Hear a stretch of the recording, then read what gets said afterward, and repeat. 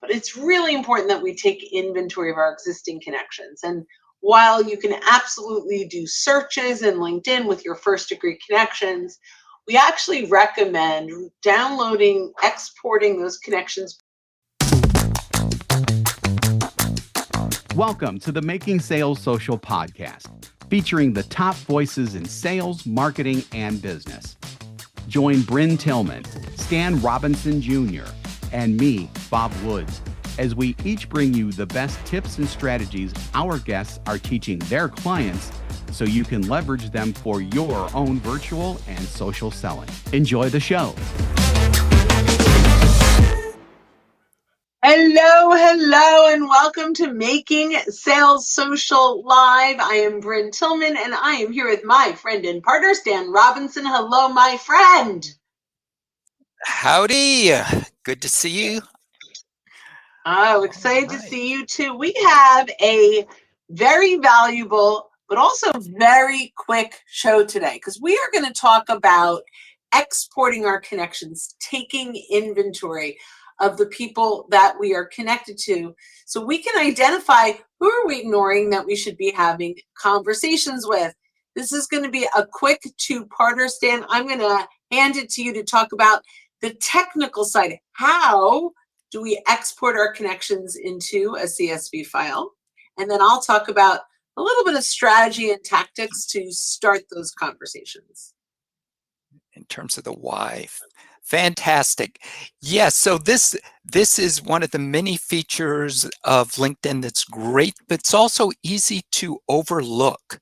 So you want to do it, Bryn, do you do yours about twice a year or once a quarter in terms of downloading? So because I showed it all the time in training, it could be 3 times a week, but generally, if you are an active connector, I would say once a month. If you're not really active, once a quarter is great. Super. So now to get there, you will go to your settings. So just click on your thumbnail in the upper right of your LinkedIn, and you want to open up your settings and go down to data privacy. And second from the top, you'll see the option to get a copy of your data. Now, the data, it does give you some options just in terms of how you want to download it.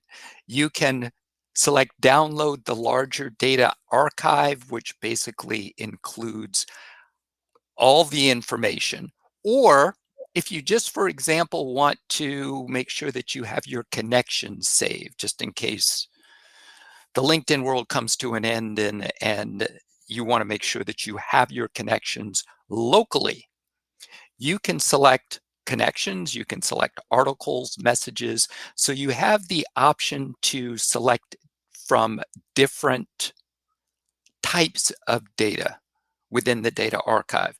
Now, one thing to be aware of is you do need to be a little bit patient, especially if you select the big one, the large data archive, because LinkedIn will say, I forget how long it says to allow to get it. I've always gotten mine the same day, but it is not going to be instantaneous. 24 hours, but yeah.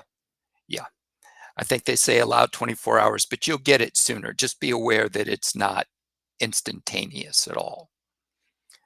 But it is, as Bryn mentioned, super helpful to have it. It's something you want to put a tickler in your calendar to do, because it is one of those things that's easy to look up 18 months later and say, I never did this. So Bryn, any additional thoughts just from the strategic? So I'll clarify my answer, which is what you just said in downloading everything I do twice a year. So 100% accurate on that. The connections, however, I do more frequently. But here's the challenge with us as using LinkedIn is we connect with hundreds, if not thousands of people, and we tend to really ignore folks we should be having conversations with. So then we're out net new connections, but it's really important that we take inventory of our existing connections. And while you can absolutely do searches in LinkedIn with your first degree connections, we actually recommend downloading, exporting those connections based on Stan's very good step-by-step there. If you just choose connections, you'll get that within 10 minutes. You download it into a CSV file, and you can open it up in a Google spreadsheet or an Excel spreadsheet. And we tend to recommend to take inventory by creating a column on the left-hand side. And we have a little fun with this, and we say categorize by CPR. So we're breathing life back into our clients, prospects, and referral partners. So when we look through this, you're going to have some aha moments. There are going to be some moments like, I didn't know that she moved to this new company. I had no idea that he worked here, right? And you're going to get first name, last name, email, column, mostly empty because they have to opt in for that. Position, company, and the date you connected. So the most recent connection is at the top. Your very first connection is at the bottom. And so, and because it's in an Excel spreadsheet, you can actually format it by CEOs if you want, or alphabetize by job title. And so you can take a look at and take inventory of all those folks that you've been ignoring. I'm just going to quickly talk about 2 or 3 ways that you can reach back out to them. The first thing is you can send, because they are a first degree connection, a video message from your phone, just checking in. And I don't want you to just check in, so I take that back. But you need a purpose. So it might be, hey, Stan, it's been a while since we last connected. Your name came up, and I wanted to reach back out and see how things are going. And you can, if you know them really well, do that.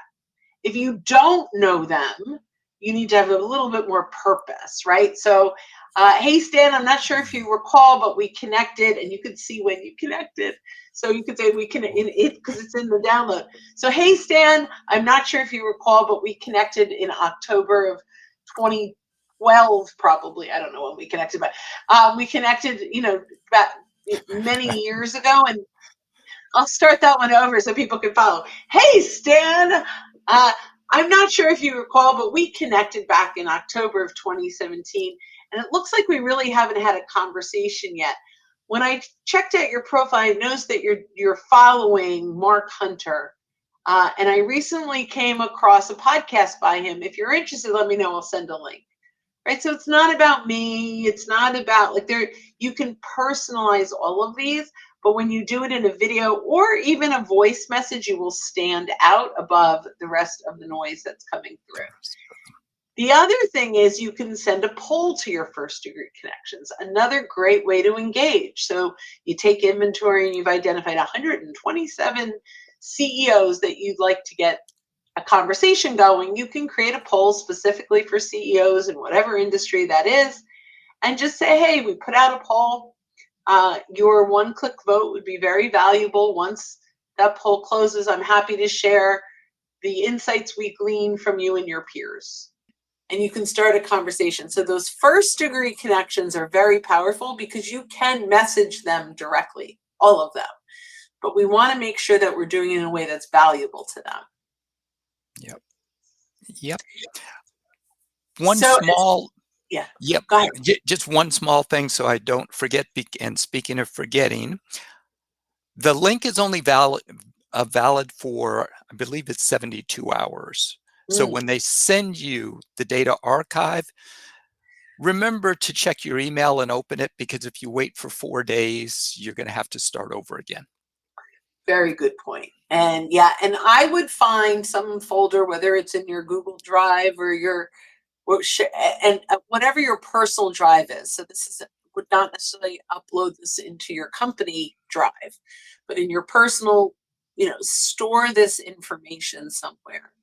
And there are times where, you'll want to access that even for search purposes. And I know you can search on LinkedIn, but the idea that I just want to see who am I connected to that I've been forgetting about. It's just such an easy way to do that. And just save it somewhere. I have exports going back, 15 years probably. So, and that's not even just, so it's full data exports, but it's just contacts, even just PDFs of my own profile. They're all stored in one folder that I could go back and get to if I need it. Okay. Any final thoughts, Dan? Now, if you're a ChatGPT user, you can start to experiment with asking questions of ChatGPT about your data export. Haven't gotten super far with it, but like invitation connection rate, it came back with that. So if you're into that, give that a try, because as Bryn mentioned, it does come to you as a CSV file, which ChatGPT likes. It likes that better than Excel files. And play with asking some questions about your own data. Oh, I love that. So how many CEOs am I connected to in the last 2 years? Yep. And who are they? And download those into a CSV file. Oh my gosh, you have just put fire in me to go figure all that out. I haven't even been thinking about it. Mic drop moment. I love it. I love it. So now we just have to figure out all the things that we can gather from that data. It's brilliant. You're brilliant. I love it. So I know this was a quick one, but hopefully this is one that you will all take seriously. You will go out and absolutely export those connections and start taking a look at who have you been ignoring and re-engage them either with video, polls, inviting to an event, asking them to quote for a blog post. I mean, there's so many ways to re-engage them, and we hope that you do.